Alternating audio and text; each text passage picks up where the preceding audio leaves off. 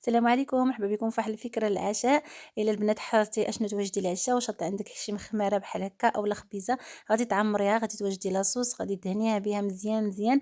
غتوجدي شويه ديال هكا شويه ديال البصله شحره، شويه ديال الزيت، وكذلك الفلفله. وعندك الا عندك صدر ديال الدجاج اولا لداند اولا الكفته اولا اللي متوفر عندك، شويه ديال الكاشير اختياري وشويه ديال الزيتون. غادي تسديها وغادي ديري في الا ديال البانيني، غادي دهنيها بشويه ديال الزبده وتبريسيها مزيان وتوجديها البنات وتقدميها بالصحه والراحه. كتجي البنات مقرمشه، كتجي زوينه. البنات بحال معمرينها من الداخل، بحال شي خبيزه نيت نيت معمرينها من الداخل. كتجي صراحه فنيونه البنات. نتمنى ان شاء الله الفكره ديالي تنال الاستحسان ديالكم وتكون خفيفه ظريفه على قلوبكم.